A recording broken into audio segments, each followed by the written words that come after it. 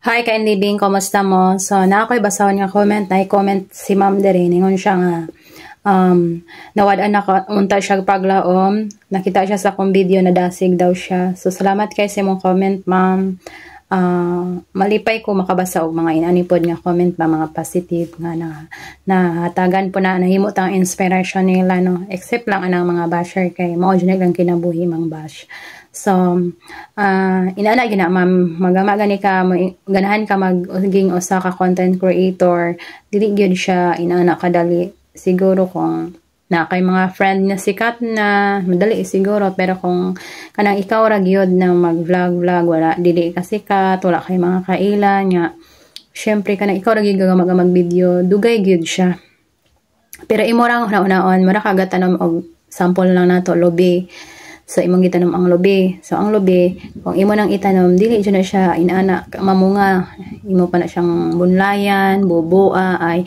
Dili naman siguro na siya bubuan, pero imo dyan na siyang paghawanan, hantod, nga mutubo siya. Tapos, bisag mutubo ba siya, di pa siya mamunga. So, kinahanglan pagyod nga imo siyang tagdon, hangtod nga mamunga na ang lobi. Nigabunga na sa lobi, mag-harvest na kagsugod. So, magsihantod nga, magsige ra gyud kag harvest, ana. Samtang nabuhi pa ang imong gitanom mga lobi. So, inanan na siya. Ingon nga usa ka content creator, kinahanglan nga sa una, lisod gyud. Pero kung makastart na ka, nanay na kailan nimo, dali na lang gyud. Dali na pagbuhat og mga video. Pero ingon nato nga mga mga wala tay kailan, mga small content creator pa lang ta. So, enjoy na lang yun nato niya. Salamat kay sa mga na-inspired sa akong video. Yan, nagpasalamat talaga ako ng mga nag-comment o mga positive. Yan, daghan kayong salamat ninyo. Yan, katupong mga dili pa maayo ilang comment na kung kanang na may usay na suko. Di dyan na siya kalikayan. So, accepted na yun na diri sa social media nga. Once nga mag-post kag mga video, bisag maayo or dili maayo yung video na agyoy, dili makagusto. So, dili na to kuan gyud ang tao nga magustuhan ta. Katupong dili ganahan sa tuma video, ayaw ra pod ninyong panaora, skip ra ninyo, ayaw ra mo comment og mga negative para po dili masakitan ang tao. Kay dire sa Facebook dili man na siya kuaning pinugsanay. Yan, salamat guys sa mga nag-comment ng positive. Daghang kayo nag-comment mga positive guys. Sila mag-amping ka ma'am, kanang managamig saging, ganyan. Malipay ba punta magbasa na bisag gamay ra kay nga mensahe na mayngon mga amping, ingat, God bless. So, malipay na tayo na nga mga simple kayong message ba, pero makahalipay sa tong kasing-kasing, no? Yan, sa mga na-inspired sa akong video, yan, daghan kayong salamat ninyong tanan. So, padayon ra gyud ta magbuhat og mga video.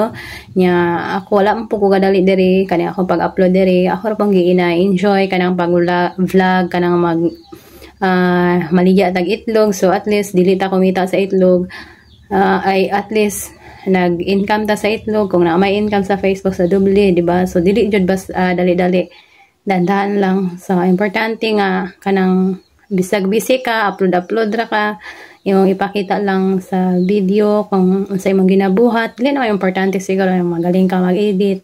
Siguro kung ganahan gyud kang dali ka makuan, dali ka kuan diri, kinahanglan nga kabalo ka mo edit, dali ra gyud kay samot nag kanang edit nga murag mga kuan gani mga katingalahan or magic diba? So yan, daghan kayong salamat sa mga na-inspired sa akong video. God bless you guys, og ayaw mo kalimot og follow katong bag-ora sa akong Facebook page kung makapanood mo sa akong mga video nya. Kung napo may mga pangutana or mga ganahan nga i-suggest na mga comment na ayaw mo kalimot pog bilin og comment sa atong comment section. Ayan, daghan kayong salamat. God bless niyong tanan og mag-enjoy lang ta sa kinabuhi. Yan, maayong adlaw.